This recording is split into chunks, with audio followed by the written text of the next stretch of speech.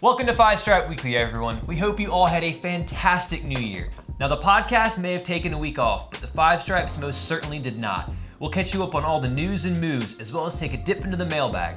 All that and more, coming up. Welcome to the first show in 2019, 5 Stripe fam. I'm AJ, and this is Tanner McLeod. Before we get into it, become part of the notification squad by hitting the bell next to the subscribe button on YouTube or hop over from Facebook and subscribe. We have a lot to get through, so let's get right into the news. And Michael Parkhurst, our captain, my captain, has re-signed. If you don't get that reference, you need to watch the movie. It's good. Robin Williams, we always will miss you. But yes, he has re-signed. We speculated on it for a little while. Would he stay? Would he go? There were rumors out there, looking at you, Taylor Twellman, that he might leave. He didn't. He stayed. You know why? Because we're awesome. And he didn't want to leave. And I don't know the details financially, what they ended up working out to, but clearly it was good enough for our captain to stay in Atlanta. And I personally think he will spend the rest of his career here. Yeah, I mean, it's one of those, they pretty much keep that contract stuff pretty under wraps on purpose, I think. And it's an MLS thing where you don't really find out until the end of the season how much players are really on. But yeah, in terms of for that Taylor Twellman thing, it's like was he his like agent or something? Like, I don't know. Maybe he was just like leaking news or something to try to get it. But I don't know. I mean, how many times do agents? I don't know. You get with that. But I mean, it kind of had a little bit of us worried for a little bit. For sure. At the end of the day, I mean, he's comfortable here. He's happy here. I don't think he has too much long left till he hangs up his boots. And I think for Atlanta United, you keep your captain, which gives you a really good continuity as far as like locker room atmosphere, leadership from one manager to the next head coach. Right. And I think it's important to have him and keep him in the back because he might be a bit slower, but his positioning, his brain, and the way he can, muster that defense is incredibly important to this team. And to have to replace him would have been a very, very difficult task indeed. Indeed. And we need that depth, that experience for all the competitions that we're going to be in, especially CONCACAF Champions League. And so to have him back, it is just a big relief on, I think, pretty much most Atlanta United fans. Yeah. So. But aside from that, we have a very surprising signing that if you would have asked me who was going to sign for Atlanta United this offseason, this would not have been one of the names that I would have thought of in a million years. But former Mickey Mouse FC player Brek Shea has signed a free agent contract with Atlanta United. Where the heck did this come from? Right, it just pretty much appeared out of nowhere from Ivis Galarcep. That guy. That guy. Just 1 weekend, then pretty much you find out that he's signed a couple days later, and it's right there. Then he's a midfielder by trade, a little bit more of a forward probably, but can play fullback, he mostly basically on plays the the left left side. Just the left. Right, and I guess he's good depth for all the competitions that we're going to be in, and so that's what this move comes in, and he's kind of a reclamation project a little bit. Yes, we've kind of talked about it with you in the YouTube comments below as well as other places, but I mean, he's a guy that provides something that is he had the talent back then. He was kind of in the I believe top 5 in his first year of the MLS MVP voting. He got a move to Stoke City in the Premier League. Right. I mean, he definitely had a lot of potential that people thought he was going to be a very good player, and it just didn't really turn out for him. Going to Stoke, that can happen. But no, I mean, I think he's a reclamation project. He hasn't done well. He didn't do great at Orlando. He didn't do well at Vancouver. But he still has some years left on the clock, and I think that if he's going to come good anywhere, it would be Atlanta United. I mean, I think that he will get chances. He is experienced. He knows the league.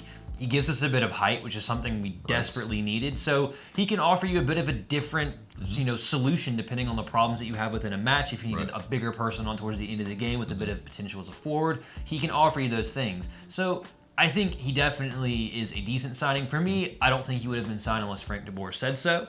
And I mean, you don't just sign a player if your new coach, who you're kind of giving a lot of control to in a sense about what he wants and how he wants to play, you're not going to sign a player that wouldn't fit his play style. So I think he definitely has his seal of approval, which makes me feel even more comfortable with this deal. Yeah, he could be that plan B coming off the bench, that target forward at the end of the match that you're trying to lump some balls into if you're trying to chase a goal or something like that. He does have a nice head of hair. Right. Unfortunately, definitely. Marlon Fellaini has lost his. Right, and so very similar in that respect in terms of who you're lumping it into at the end of matches, or even to start a match probably on occasion. This is what he's going to bring. He's going to bring that versatility. He's going to bring that height, a little bit of pace too, and a decent cross and an eye for goal. So the problem with him has always been consistency. It's something that maybe it's a focus thing. Maybe it's something that he is a Frank very de Boer interesting character. He will is, always yes. remember those Aladdin pants that were very, very.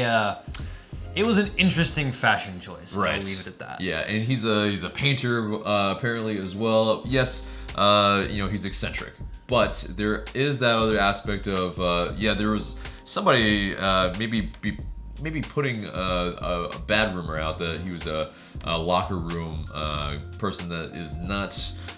Cancer is probably the wrong word here, but like that's probably false, because there hasn't really been any reports that he's been really that bad in the locker room at all. He's been an eccentric character, but in terms of that, I don't think Atlanta United would sign a player. I mean, I think a great example of this is this will be interesting. As many of you may have seen, I got into a little bit of a spat with some Sunderland fans on Twitter because, well, I was being a knobhead, if I'm being perfectly honest.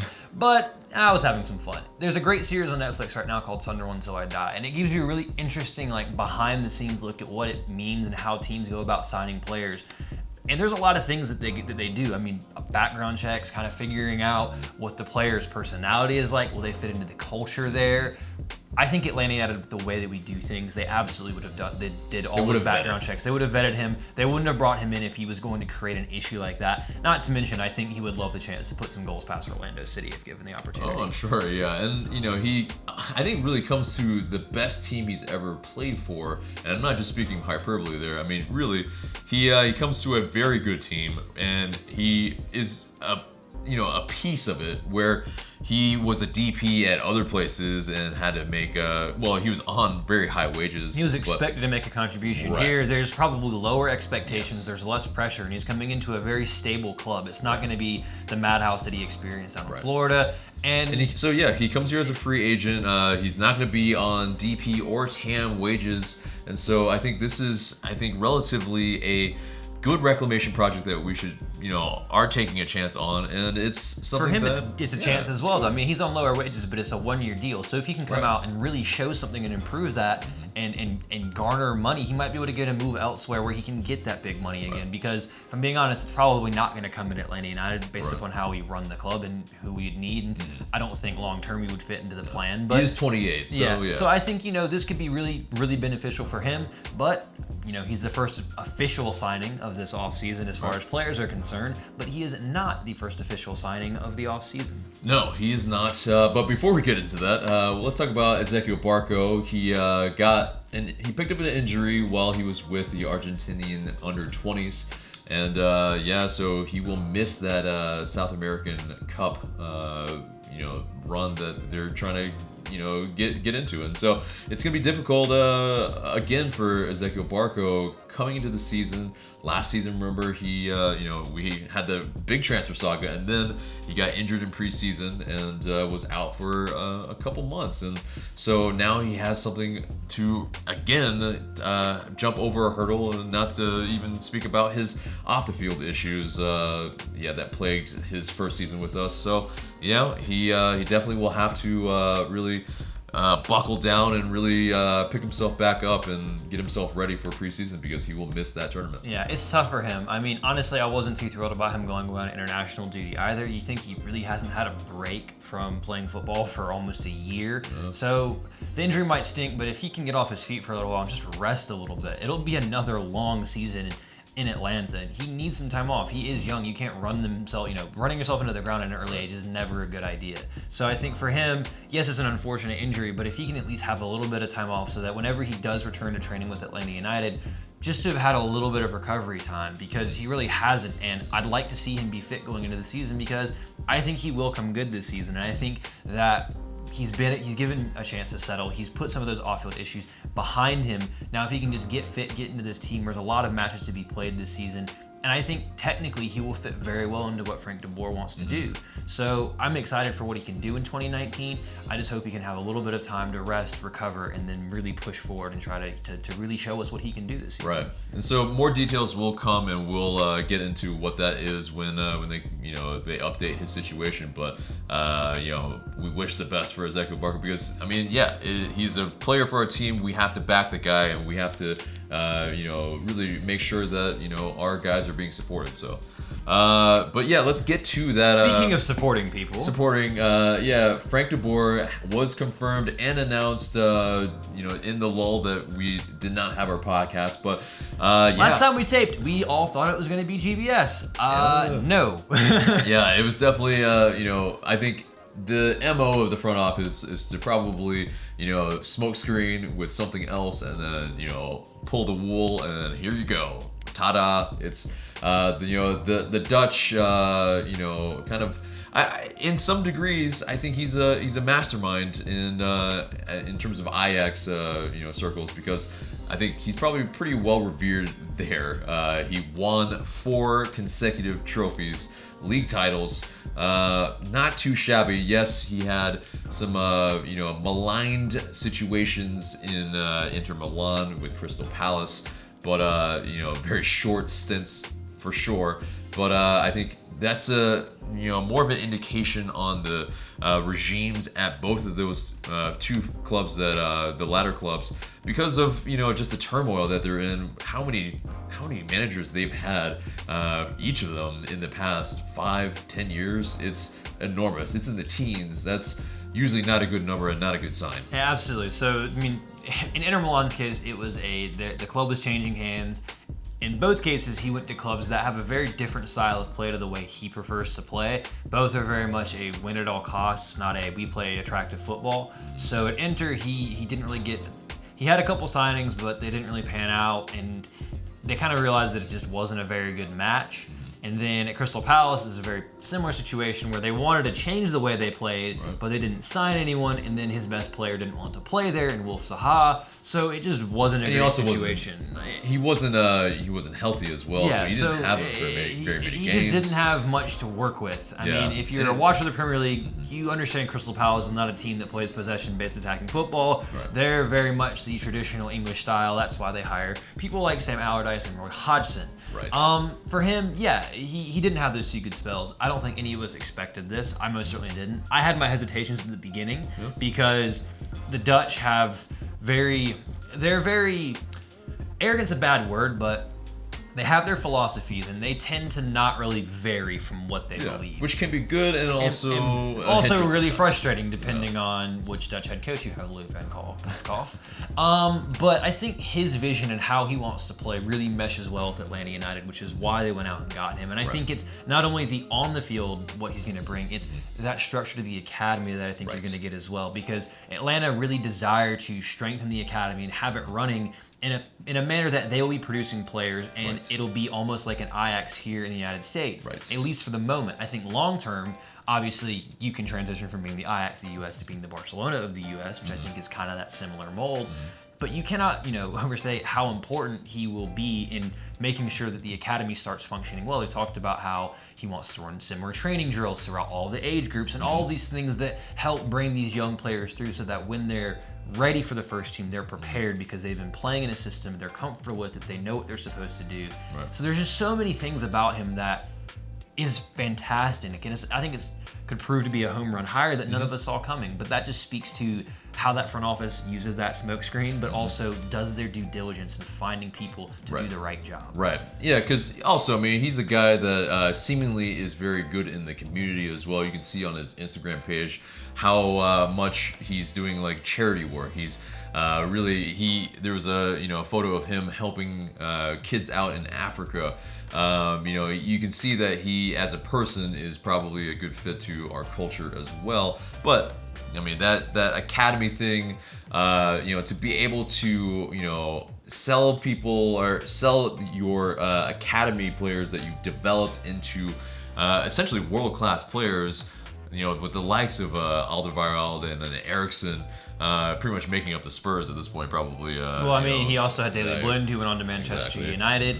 I believe Denver Tongan also Yeah, came through there. exactly. I mean, so yeah, a lot of spuds. But I mean, no, he developed a lot of young players. I mean, I think in the 6 years he spent there, he brought 25 academy prospects through the first team at some point in time, which was another big sticking point for Atlanta United, was developing the talent that's here and developing that young talent through the first team. And I think, obviously what's going to pop to mind, Carlton Bello, but also pretty much any player who has the potential to move on, a Julian Gressel, even a Joseph Martinez to a degree, to try to improve him even more if he wants to move on, which I personally don't think he does at this point. But the idea of being able to develop players and move them on for transfer fees is part of Atlanta United's MO right now. It is a selling club, we realize that, but we want to bring young talent in and then sell them on, which is kind of changing the model of how things are done in Major League Soccer. And I think with this hire, it's again, Major League Soccer is kind of figuring out what we're doing, and then we take that next step to continue moving the club forward. Because I think their overall goal isn't to be the biggest club in MLS. I think it's to be the biggest club in this hemisphere, to be perfectly honest with you.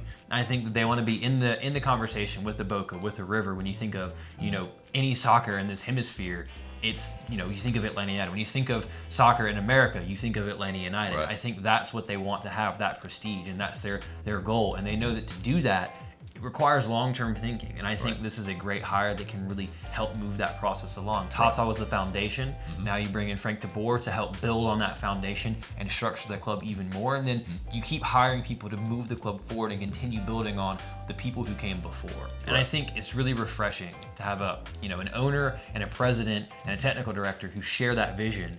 And then for Frank de Boer, how refreshing it must be to find someone that shares that vision with you almost, completely in how you see the game and how you want the game to be played. And then for them to bring you in, you see the training facility.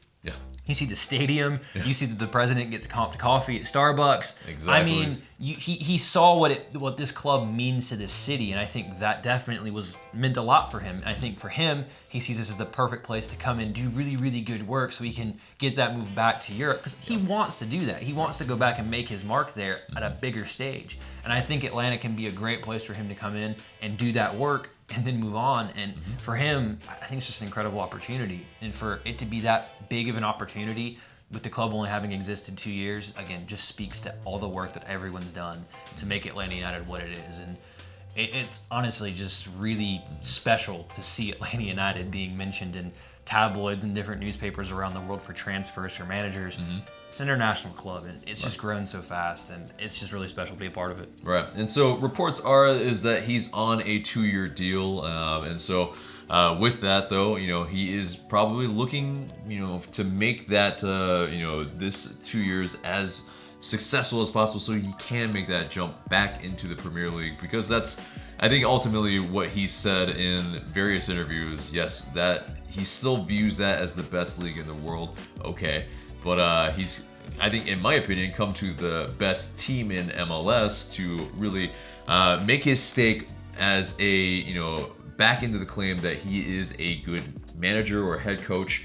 Because I believe that he is. I mean, he has the pedigree, at least at Ajax. But if he is given the the transfer windows, the time to really implement what he's wanting to do, where it's not revolution, it's kind evolution. It's evolution. It's continuity of what we already have in place, with Tata, with what we've already put here. And established and built on these foundations. That's where he can really thrive, and he's shown that at Ajax. He Absolutely. pretty much did that, and so we need to give him that time to be able to thrive, because I think he can actually take us into this I think he different can take us to the next territory. level. Absolutely. Yeah. I mean, the other thing is, and Carlos Bocanegra, mentioned this, is it seemed like he has a chip on his shoulder. Yeah. So he's going to be here for 2 years, but for him, in order for him to get a job in the Premier League from Atlanta United, he's going to need to win the league, probably both years. Yeah, he's going to maybe need a to Champions League or win something, a Champions League. He's going to need to win as many competitions as he can, and he knows that, but he wants that because he knows if he does that, it's going to get him that opportunity that he craves. So he's going to be doing everything he can to make sure that Atlanta United is the best club that it can be. And I think for him, he comes into a team that already has a lot of the players that can play the system that he plays because of how they played under Tata Martino. They've already been educated in a similar system. Yeah, there will be some differences, but he already has players that can play a very technical style of football that he didn't necessarily have when he went to Inter and when he went to Crystal Palace. I mean, you have the likes of LGP, who can play out of the back. You very have similar to how he was as a player as well. Absolutely. Like, he's a very technical type of center back. He was a cultured center back, I guess you could say. Exactly. He knew how to play with his feet. And you didn't really have that a lot in the 90s and in early 2000s. It wasn't necessarily something that you had in a lot of center backs. It wasn't how the game was played necessarily.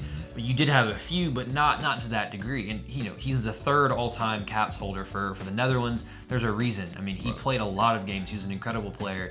He understands the game. I mean, I think it's just an incredible hire again, and I'm really, really, really excited at what he's going to bring and how we're going to play under him, and I can't wait to see them kick off. Yeah, and speaking of LGP, who I think will be very ecstatic to be able to play under a head coach like this, because I mean, he can really develop under him a lot more, which is crazy to think. Because LGP has also spoken about, yes, I mean, if given the chance, he wants to play for the Argentinian, national team, and so, with that, he has to either play in the Premier League or something like that. Just absolutely boss MLS. To be fair, seeing how they defended at the World Cup, he's not exactly the worst option in the world because, yikes. Yeah, they're shambles right there in Argentina right now. But so LGP, he spoke about having spoken to Frank de Boer, and that was with Por Amor a la Camiseta Radio. Sorry about that. And he said, I spoke with De Boer today. I thought he was an open person to talk to, and I got a good impression. Hope it can be demonstrated in the work. And I think that, really speaks volumes that, De Boer is already speaking with a lot of these players already. And, so that's a good sign, is that he's trying to get to know these players, trying to build a rapport before he's even set foot in Atlanta officially as the head coach. I mean, he's already doing work. As of today, he has officially set foot in Atlanta. Yes. He had a little Instagram post out this morning saying he was on his way, and then another one saying that he has arrived. He is in fact in Atlanta, which means he is ready to get to work. It's just about 2 weeks until preseason training starts. Joseph Martinez is already back in Atlanta. If you've been following him on social media, I think he's chomping at the bit. Honestly, I think the players are really excited. I think that they understand that this is another opportunity to go on and do even more. And for a club like Atlanta, you want to be a club that when you win, it makes you want to win more. And I think now that not only the city and the team has a taste of victory and a championship, they want to keep getting more. And I think that's one of the interesting things about soccer is there's many, many venues for you to get that success and win those trophies. And Darren Hills has said numerous times they want to win everything they play for. So, it's very short off season, luckily, in MLS, and we're getting very, very close to seeing things kick off again. And I'm certainly excited. I mean, we knew we'd be talking about a new manager probably around this podcast because they said, up January until 14th. Yeah, January 14th. But we figured it'd be done before then. So now that he's here, now that he's done, I'm just ready to see what happens. I'm just ready to see that team under him and to see how they evolve and what they do next. And it starts off very, very fast with the Champions League. So. Right. And first up, though, I mean, even before that, it's there's the MLS Combine looking at the the Super Draft coming up, and so. He will have a hand in that. Yeah. I think, having him looking for technical qualities that probably many American scouts won't be looking for, he will have an idea of exactly what he wants. And this team is drafted pretty well, all things considered.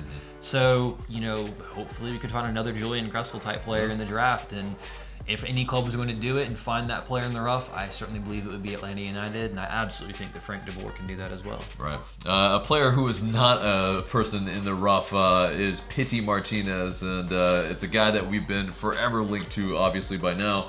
Where 2 of the 3 parties say he's coming here, and the one that's important has said nothing. Right. Pity Martinez, he may or may not have mentioned Atlanta United. He has pretty much said at least Georgia in one of the interviews that came out today. He's basically said everything about coming here without saying I'm going specifics. To Atlanta. I've signed with Atlanta United. But he has been named the South American Player of the Year, or the Footballer of the Year rather, and then he also made the El País 2018 best 11. And then he's also pretty much been, just plaudits everywhere here and there. But what was interesting was that in that voting for the South American Player of the Year, there were 4 people that were finalists. Yes, exactly. 3 of them played for River. 1 of them did not. The person who did not, well, he plays for Atlanta United. Exactly. Jose Martinez, he rounds out at fourth with 7%, and Pity Martinez got an astounding 41% of the voting.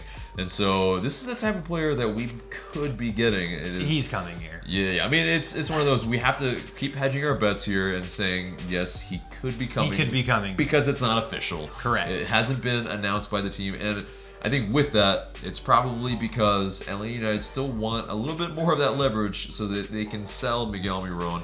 That is the goal.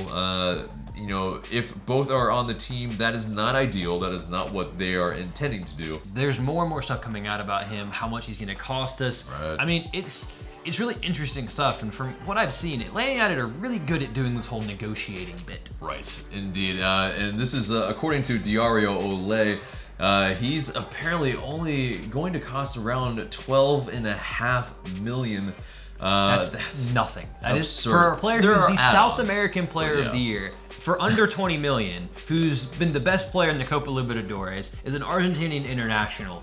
That is nothing. Right. That is nothing, because if he can become anything close to the player that we think he can, and he can showcase that for 2 years, he will get one big move to Europe potentially, because I think he's a 2-year guy. If he can do really He's well 25. here, He's in his prime. He's in his prime. Move Yeah. at 27. He'll be a finished article for whoever gets him. Right. But that is absolutely pennies on the dollar for what Atlanta United Absolutely. could get. I mean, yes, there's a bunch of add-ons, and I mean, some of these are ridiculous. It's like, so apparently it's $1.5 million if he starts 10 games. Okay, well, That'll just, happen. if he stays healthy, then okay, there it is. We will gladly probably give them the $1.5 million. The very interesting bit is the friendly between the two teams, River and Atlanta United. That would be awesome. That'd be a lot of fun. That Whether would be it's there or really maybe it's a 2-legged tie. It'd probably have to be in the off season, because it's just, that's a lot of congestion that would probably be an awkward fit somewhere in the summer or even in the fall. So I think maybe in the off season that could work. And of course, though, I'm sure there'd be a lot less of the starters playing, but either way, getting the two supporters together, those two groups. If it was here and River supporters came here, Yeah. it would be an absolute party. Like the scenes. I fun. mean, I like River Plate. You've seen me wear the shirt here before. Obviously, there's a lot of, well, not a lot, but there's a very strong River connection with Atlanta United already with Leandro Gonzalez-Perez. So I think it would be a very, very fun time, and I think they're a great club. Obviously, there's all the issues that happened around the Copa Libertadores, but they are a big club. They're a great club. I think it would be awesome, to have a good relationship with them. I think would be huge, because they're one of the biggest clubs in the world when it comes to South American football. They are an internationally recognized club, so I think it'd be awesome. And if we play them in a friendly, I would absolutely go see that. Right. And they apparently would get the proceeds also kindly and gladly. Sure, take it, because that would just be a lot of fun. But next bit is that, Pity Martinez, he had some interesting comments regarding Atlanta United. Essentially, kind of maybe he's spilling the beans a little bit too much, but also saying that, I don't know if he has insider information, and I think clearly probably by this point it's probably not. He's maybe just saying, things off the top of his head. But Miguel Almirón saying that, he may, basically Europe missing the boat on Miguel Almirón at first, kind of like they're missing the boat on Pity Martinez, is what he's saying. And he's saying that Miguel Almirón might be sold for $30 million. Does he have insider information? Probably not. But I have no idea. But it's very interesting that he's been able to just be speak freely and just pretty much speak his mind in every interview that he's been in. And then just another instance is like he has pretty much said that yes, he's trying to learn English. He's really trying to get ingrained into the culture here and really make sure that he's ready for Atlanta. But yeah, that also he doesn't know much about Georgia. It's very interesting. I don't think very many people in Buenos Aires do, to be perfectly fair. Yeah, and it's fair. It's the United States is a very large country, and so there's a lot to get to know. Yes, New York, LA, they're the big markets, and so yes, you'll see more of those things come out from those cities. But I think once he sets foot here, and he gets all the crazy fans behind him, pun intended there, then it will really be a thing to behold, and he will probably be welcomed with open arms because La Banda. Yeah, into La Banda. It helps, and you already have a lot of countrymen here and people who share a similar culture with you, so that it helps you adapt and settle in. I mean, I would almost bet he will be invited over to one of their houses very, very quickly to have some mate and play FIFA or whatever they're going to do. So have some barbecue.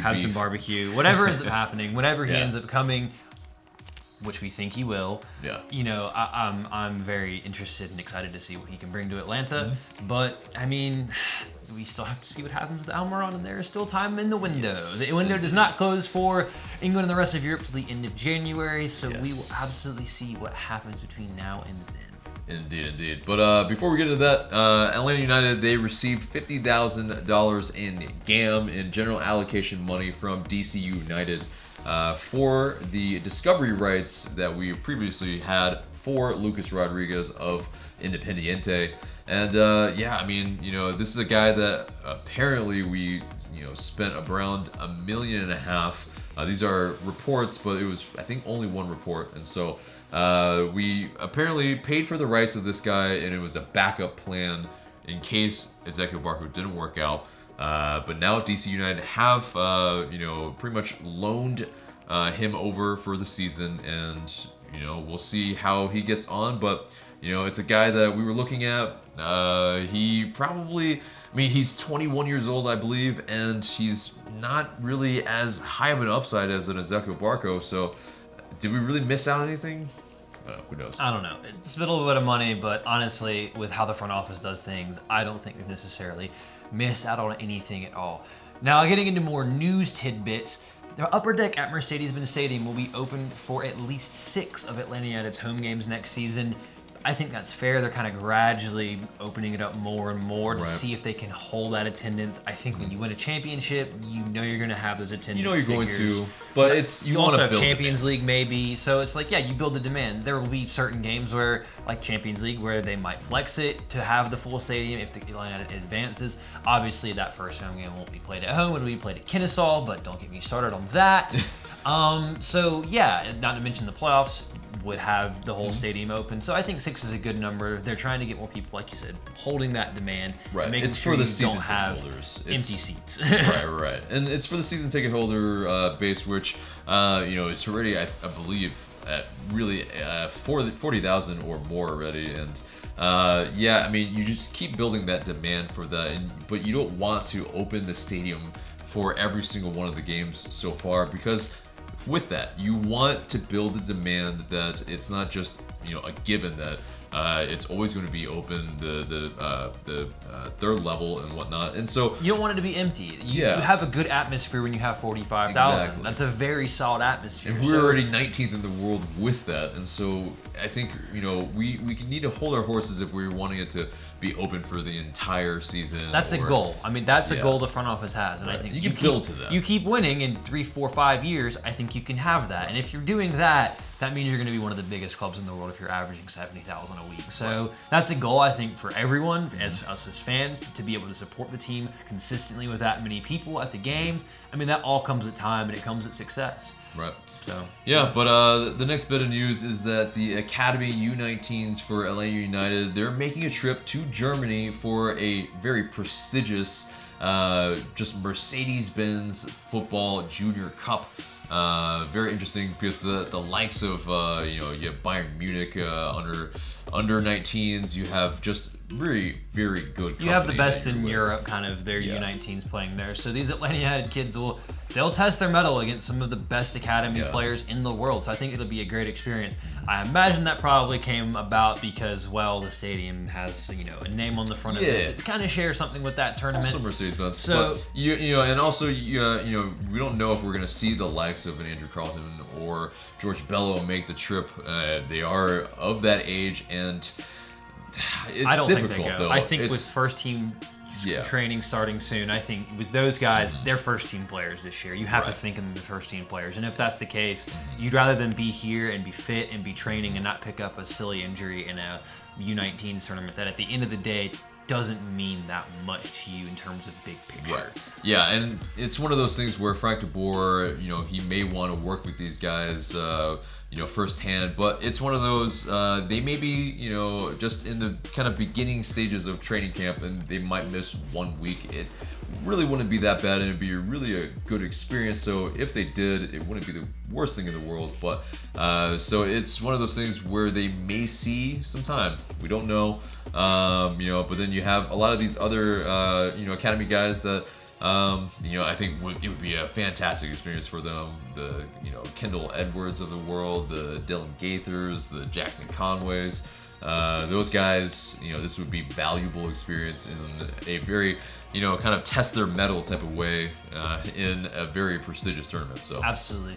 Speaking of the preseason, though, there is a rumor out that Atlanta United may potentially play Uruguayan champions Penarol in a preseason friendly.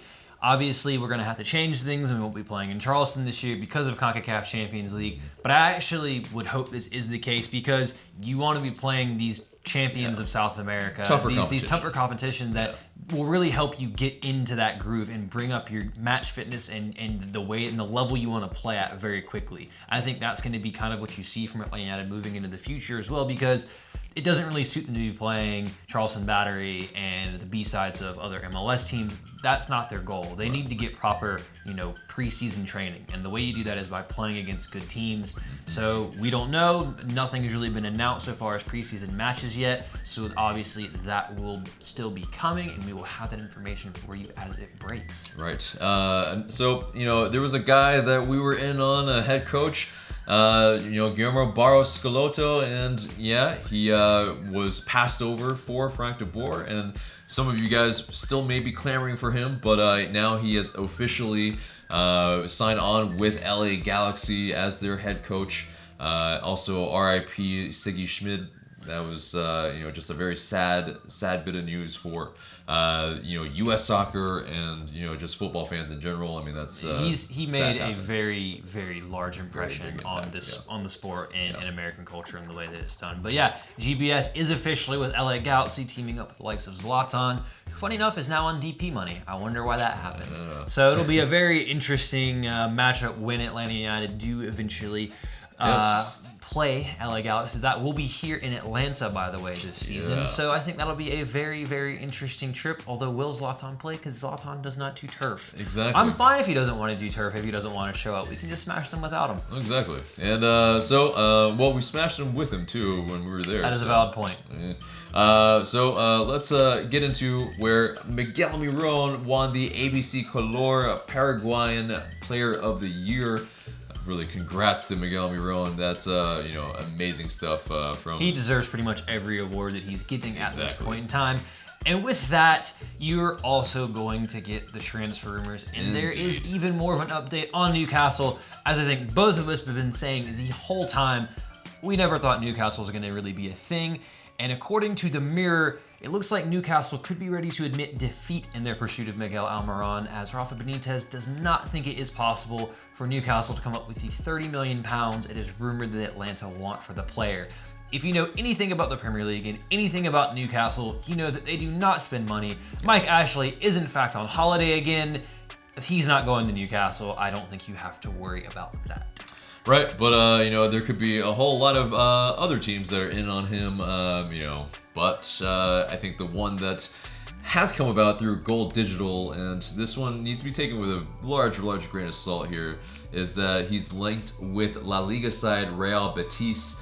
It's a side that is doing quite well in La Liga, especially for their size of their club and for the level of talent that they have on their team. It's I think it would be a fit in one sense. It's probably less physical of a league than the Premier League, but it's a matter of the transfer fees that Real Betis has put forth in their history, and he would pretty much be either the second or the largest transfer fee in their history. So I don't really know. This may be like a kind of agent talk and agent trying to get something in the rumor mill about Miguel Almirón, because it just doesn't seem the most plausible. But stranger things has happened. I will say though, in terms of fit, I think he absolutely fit in well at Betis. There is a great podcast on La Liga called the Spanish Football Podcast. It's English speaking that you can get on iTunes. It's great if you are very interested in all things La Liga. And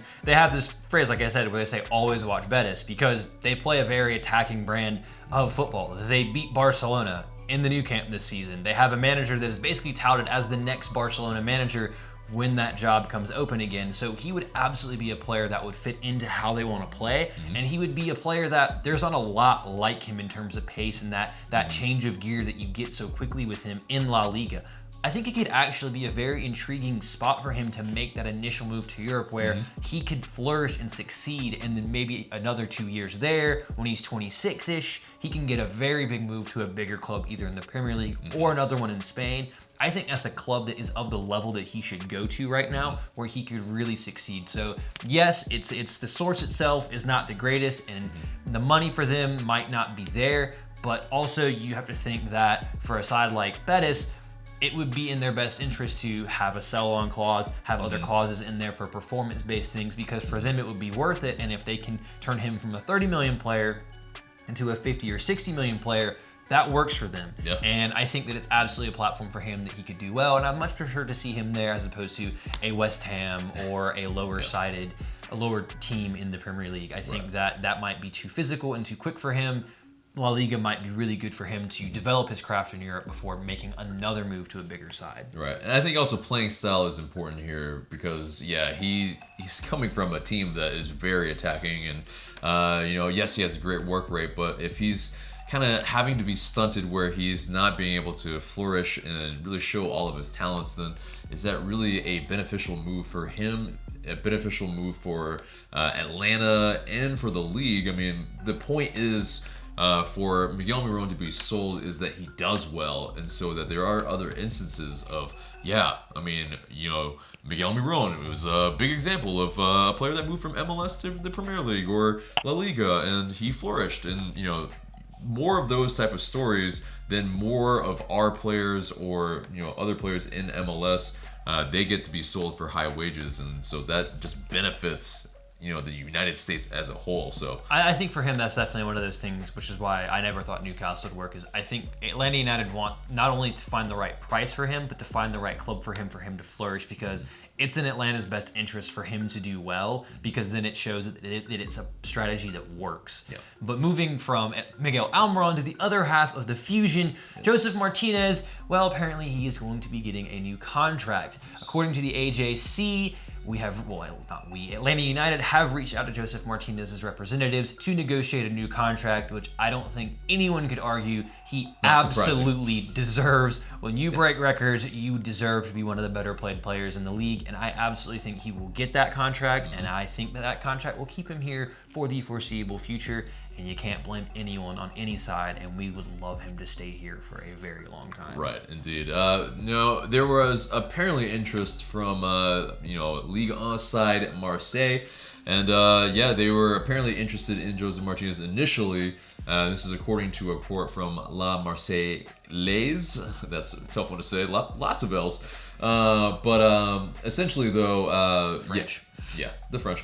But essentially, with Josef Martinez, they were essentially saying, though, because he won MLS Cup, he won the MLS MVP, his price probably has gone up to a degree where they probably are going to be a little bit more hard-pressed. There's no way Marseille is paying the money that we would want for Josef Martinez. I think we'd want more for Martinez than we want for Almiron, to be perfectly honest with you. And I think that when you look at the product, you really couldn't argue. I mean, he's done really well in MLS, but in MLS he's shown himself to be a complete striker. Left foot, right foot, inside the box, header, outside the box, penalties. He can pretty much do it all. So it's not shocking that teams in Europe want him. But again, he's already had that experience, and he has said he is very, very happy here, which goes back to the contract. If he's getting paid well, he won't get paid much more from here to Europe if he's going to be making the numbers that say maybe a Jooyong makes. Which I don't know if he'll get that much. He would deserve it. But I think that when it comes to money, when it comes to the money, though, I think that he will get what he needs because Atlanta understands what he means and he's happy here. And I think that you can afford to pay him, let's be honest. So why leave if you're making money, you're happy where in the city you're at, you're one of the best players in the league.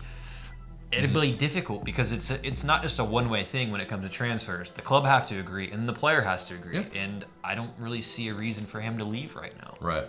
But if he, that number is going to be very, very interesting. If he gets to where I think the wages are for Jooyong, it's around 5 to maybe like 9 million in that ballpark. It depends on what he gets. If he gets around the 5 million, or because right now I think he's on $1.5 million. That's really something that you can transfer him to a bigger club, and the wages won't really be too much of a hindrance. But if he's at 5 million or more, that's a non-transferable sometimes when it's really high, and he would be getting into his prime years, but depends on how long the contract is. I mean, the thing is, if he signs that contract, which I think he probably will, because Atlanta understand again how important he is and how happy he is, so he'll get a fair offer, and I think they'll get something worked out. If he's getting, he'd have to get offered more, I think, obviously. And if you're going to be offering him more on what he's already making, if he signs that new contract, that means that the transfer fee you're getting is going to be massive. I mean, if he signs that contract and he has another season like he did this past year, I'm not trying to be biased, but he's a 40 million to 50 million pound player. And for that to even be an idea is insane. But if you go out and score 30 goals again, you win more trophies at Atlanta United and continue to show the consistency that he showed in his first 2 seasons, there's going to be teams looking at him because it's the things he does that are transferable from MLS to other teams. Yeah, maybe you don't get as much space, but he is clinical, and that doesn't go away when you have that confidence. His movement is incredible. So there's these things that teams in Europe will look and be like, yeah, that guy's really good. We think he could fit in. I mean, I think he could play in the Premier League, to be perfectly honest with you. But again, but on high wages, it will be very interesting if he can be transferred. Whatever team it would be, they would have. There would be a lot of money involved. There would be a lot of money involved, which at the end of the day isn't necessarily a bad thing as far as Atlanta United is concerned, or for Joseph Martinez. Right, indeed. But that does it for the news and rumors for this week. Let's move on into the mailbag. You guys send in these questions through IG story. Please continue to do so, and we may answer your question in the future. First question comes from Philip Mosley. Other than Pity, realistically, is there a specific player you'd like for us to sign? Honestly, nothing can really top that. If Pity Martinez signs, you signed the best player in South America currently, which is a massive coup for Atlanta United. I think maybe you could strengthen with some veteran-type players in a couple of positions, maybe at right back or center back for some cover. But aside from that, this team's already really, really good and has a lot of great players in positions that it has depth in. When you look at the midfield, there's great players, and you have depth in there. You have depth in attack. Defense is your kind of one question, but we're 5 deep at left back. There's a lot of really good places for Atlanta United. Obviously, you'll have the draft as well. So, to be honest with you, I can't really think of anyone because Pity Martinez kind of takes the cake. Although, as far as Atlanta United is concerned, no one saw Nagby coming last year, so. Who knows what they'll make, but I can't really complain right now, to be perfectly honest. Yeah, I mean, essentially we'd be, if Pity Martinez does come, we'd be replacing Pity Martinez, for Miguel Almirón. In terms of wingers, I think that was the thing going into the offseason that I was thinking, yes, we probably need to just shore up a little bit. And I think Brek Shea fills that void, at least as depth. And then you have... I agree with I think right back and center back, yes. I think John Gallagher may play a role into all that. He has played pretty decently at Atlanta United too, as a right back. He was switched over from a striker to that. But he does take up an international slot, and so that will be interesting if, we do and are short. Maybe there is another like Sal Zizzo replacement type of guy who's a veteran guy who can play multiple positions. But I also think with De Boer, the thing you have to understand is if he has a chance to bring through youth players, he will use those chances instead of signing an older player to give a youth player a chance if it's a situation that he thinks they'll succeed in. So that's another thing you have to look at is that you have players in the academy that can step into some of these roles and get some minutes, especially under a manager like De Boer. No. So I don't know how active Atlanta United will be, but certainly we will wait and see. Yes. Next question comes from Evan Growler. Who is the most underrated player on the whole team? Tough question. That is a tough question. There are like players that receive a lot of plaudits. Joseph Martinez, Miguel Almirón. I still think Joseph Martinez is underrated for what it's worth. As crazy as that sounds, I don't think people fully understand how good he is at what he does. He gets slagged off by his own fans sometimes. Yeah, he caught some flack last season as well, and it's just like outside or whatever. What he does is incredible, and he's one of the best players to ever play in this league. And I still think for us, because we're watching it in the moment, maybe we don't appreciate his brilliance. But he's incredible. But out of a player who might not be a star, I'd probably say Eric Remedi maybe. Like the work he does, his positioning, ever since he's stepped in, he's just been so consistently good at what he does. So I think maybe as far as underrated and improving the team, I mean, when he came in, he really stepped in and helped the team a lot. So I'd probably go for Eric Remedi maybe. Yeah, I think someone that just doesn't really get a lot of the headlines, and it's Jeff Larentowicz, is just never in the headlines really for, I mean, not for goals, not for assists, but he is that just defensive force. Yeah, except for chugging beer and holding signs that say throw beer and or throw booze. But he's essentially a guy that just very steady presence as an experienced veteran. You have him as a defensive midfielder, a center back, a right-sided center back. I mean, it's just he can fill in so many parts for your team, and he really is kind of that glue. When he's not in that lineup, you can really tell, and it's something that I think he's deserves more plaudits for sure. But next question comes from OMG It's The Goat, and also a very similar question, James Rogers 26. We'll read them both. What if Miguel Almirón doesn't leave? Does pity still come? And also from James Rogers, how would it work if we were to end up keeping Almirón and getting Pity Martinez? What would the 11 look like? I don't think it's possible for them to be on the team at the same time, to be perfectly honest with MLS salary rules, not with the salary rules. I'd love for them to be, but with how the salary rules work, I don't think it's possible for them to be. I think you'd have to move Almirón. I think everyone, if given the chance, would probably say, we'll move Barco instead if you can, but that could prove to be difficult. I don't know. It's going to be a very interesting situation. I think that's why you haven't seen the front office announce his signing yet. I personally think that it's a done deal. We just haven't officially announced it because it's not in our best interest to, and there's not a reason for us to. I think it will be announced by the beginning of preseason because they'll want him here by preseason. I don't think it matters like for roster moves for MLS until the season actually starts. So they could be training here at the same time, but I think they would figure something out to have Miguel Almirón move on, unless they figure out some genius thing that none of us have thought of, which is entirely possible, but I just don't know if it's possible for them to be here at the same time, which is a shame because I think that would be incredible to watch. And honestly, MLS would be like, Atlanta, we hate you. The rest of MLS anyway, the other clubs, I think MLS as the league would be like, thank you, we're fine with it. But hey, MLS, you want to work with Arthur Blank calling up Don Garber? Hey, so we were thinking we should add a fourth DP. Exactly. Why? No reason. Just we think it'd be really great for the league to expand. Okay, sure. Why not? Yeah. Sweet. If they opened up the rules like the LA Galaxy for David Beckham, I mean, if you want to do that, that's totally cool. I mean, to be fair, Arthur Blank has made it known he wishes he could be more powerful with the NFL, but you have guys like Robert Kraft and Jerry Jones who prevent that from happening.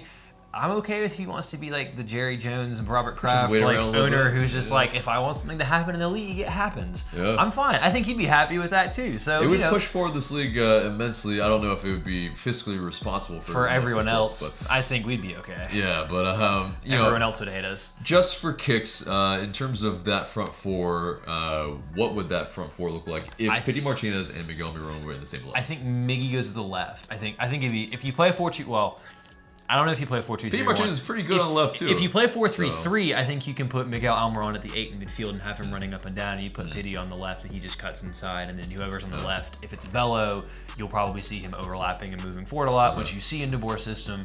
If it's a so do you sit Nagby? No, I think in that scenario you would play Remedi, Nagby, and Almirón, and then it would be Lorenowitz that you might measure his minutes or play him at the back to give you your depth there, because dynamically you'd have so much pace and energy covering the middle of the park, plus goals from Almirón, and then you'd have Pity Martinez kind of pulling into that space. So there'd be so Gressel sits there. No, well, Gressel, you could play it right back. I mean, the thing is you'd have an embarrassment of riches in terms of attacking options, which is a good thing because Atlanta United will be playing in multiple competitions, and to have that squad depth to be able to rotate and bring these different players in, I mean, that's what you need for a big club to be able to win on multiple fronts.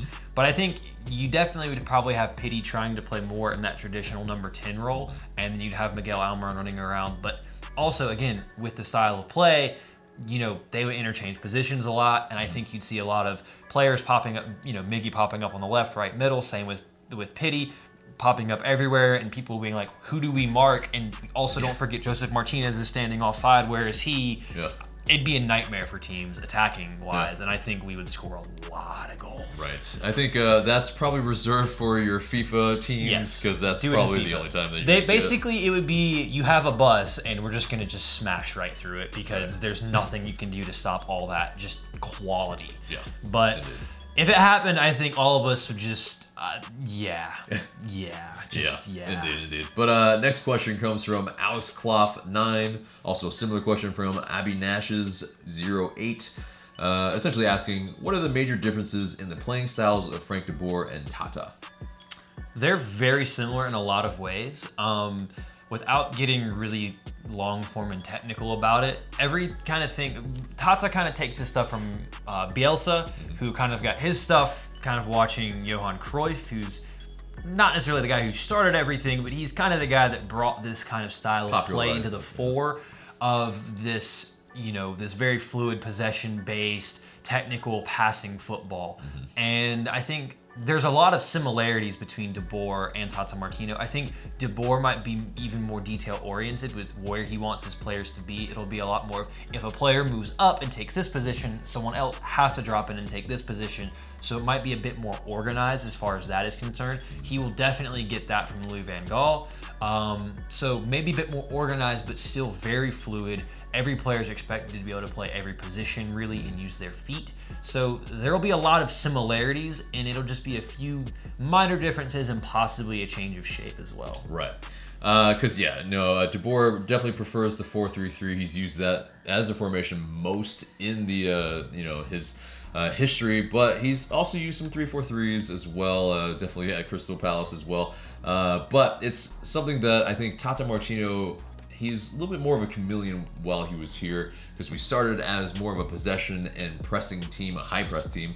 You will get under De Boer though. You will get pressing under De Boer. That is that's a distinctly Dutch. If you've never seen the Dutch team in the 70s press, just YouTube that. It is insane how when they really started introducing pressing, it was like the whole team running at someone like crazy people. It was terrifying. It was scary. I would have probably just pooed myself if I saw like 5 players running full speed at me and be like, what do I do with the ball? But you get a lot more pressing from him as well, which, if you have squad depth and you have the players with the attacking quality you have at Atlanta United, again, that could be a lot of goals. Right. And so, it's definitely a more exciting brand of football, especially, we played that in 2017 for a lot of it.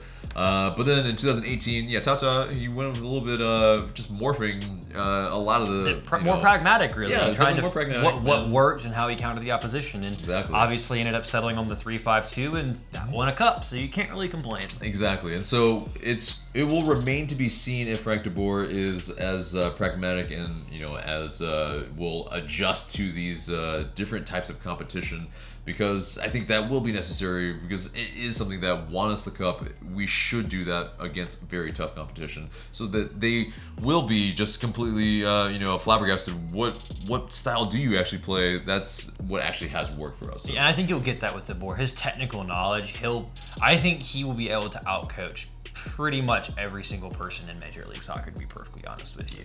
So, next question comes from Joey Machio.